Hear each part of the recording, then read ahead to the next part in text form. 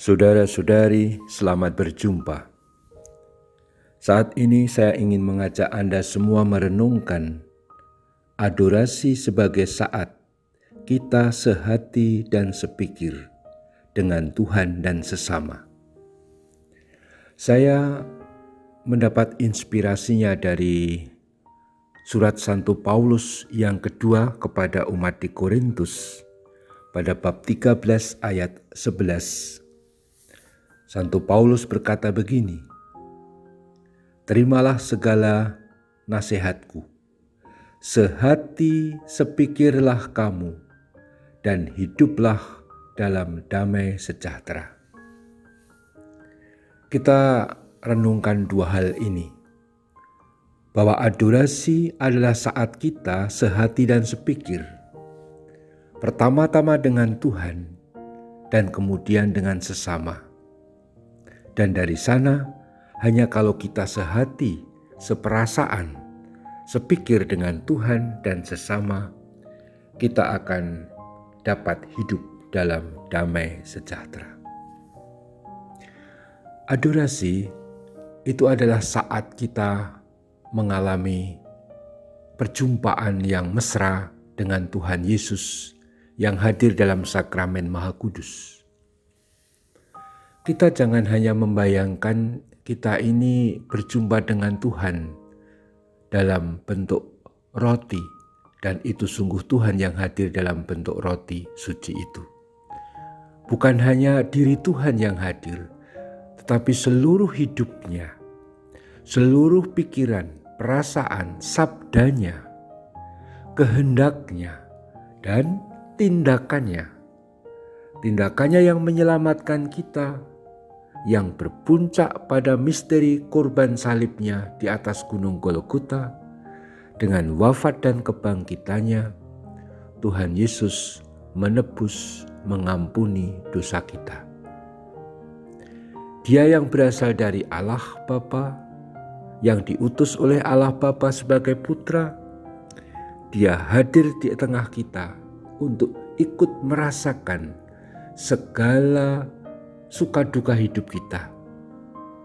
Dan dia membawa itu semua sebagai persembahan kepada Bapa dalam Roh Kudus. Dan puncak persembahan suka duka manusiawi kita yang dibawa serta oleh Kristus itu terjadi dalam peristiwa wafat. Dan Bapa menerima persembahan Yesus itu, dirinya itu, dalam kebangkitannya. Dengan demikian, sebenarnya yang hadir dalam sakramen Maha Kudus di depan kita dalam rangka adorasi itu bukan hanya Tuhan Yesus yang sering kita bayangkan dalam gambarnya, sebagai mungkin banyak yang dari kita membayangkan, ya memang demikian juga ya, Yesus yang ganteng dengan kumis dan jenggotnya itu. Dan itu bukan sekedar itu yang hadir. Yang hadir adalah seluruh misteri hidup Yesus. Lebih-lebih misteri kasihnya, belas kasihnya yang berpuncak di misteri salib. Nah, kalau kita beradorasi, sama saja kita ambil bagian dalam peristiwa hidup Yesus yang menyelamatkan. Sehati, sepikir, seperasaan dengan Tuhan, itu berarti kita ambil bagian dalam seluruh misteri hidup Yesus dengan seluruh sabdanya, pikirannya, kehendaknya, tindakannya yang menyelamatkan. Dan itu berdampak pada kita pengampunan, penebusan.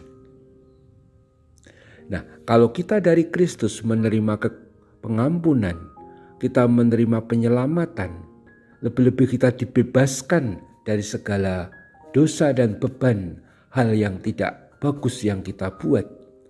Bukankah kita menjadi damai? Dan damai ini yang membuat kita bisa mengalami damai sejahtera kepada sesama kita, sebagai poin yang kedua tadi.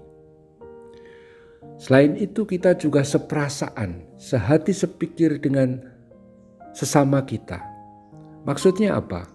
Maksudnya kita ini justru dalam keheningan, bisa sungguh menyatu dengan sesama kita, saudara kita. Kesatuan yang paling tinggi, kesatuan yang ada dalam Kristus itu justru terjadi dalam pengalaman kesatuan dengan Ekaristi.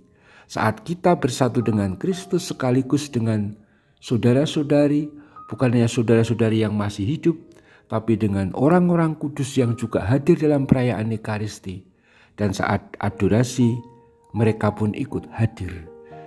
Sehingga adorasi itu menjadi saat kita terus-menerus mengalami sehati seperasaan dengan Tuhan, sekaligus menerima pengampunan tadi, tapi juga sehati seperasaan dengan sesama kita melalui doa-doa yang kita lambungkan. Tapi jangan lupa, orang-orang yang beradorasi di sekitar kita atau di seluruh dunia, kapanpun ikut mendoakan kita. Kita saling mendoakan, dan suasana doa yang saling bergabung ini dalam suatu gabungan yang sungguh-sungguh seluas dunia ini diberkati Tuhan, disatukan oleh Tuhan, karena Dia ingin agar kita selalu ada, tinggal dalam kesatuan dengannya, dalam kasih-Nya.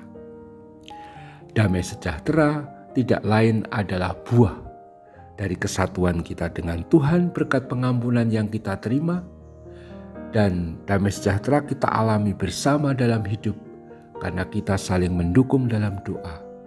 Bahkan doa kita tidak hanya doa untuk kita masing-masing, keluarga kita, tapi juga doa untuk masyarakat. Lebih-lebih dalam masa pandemi ini, kita berdoa untuk segera berakhirnya masa pandemi. Bukan hanya untuk kita, tapi untuk seluruh negara kita, bangsa kita, bahkan seluruh negara di dunia. Semoga semua orang mengalami damai sejahtera berkat pengalaman kesatuan dengan Tuhan sebagaimana kita rayakan dalam Ekaristi, kita lanjutkan dalam adorasi. Lanjutkan adorasi Anda. Terpujilah Tuhan kita Yesus Kristus untuk selama-lamanya. Amin.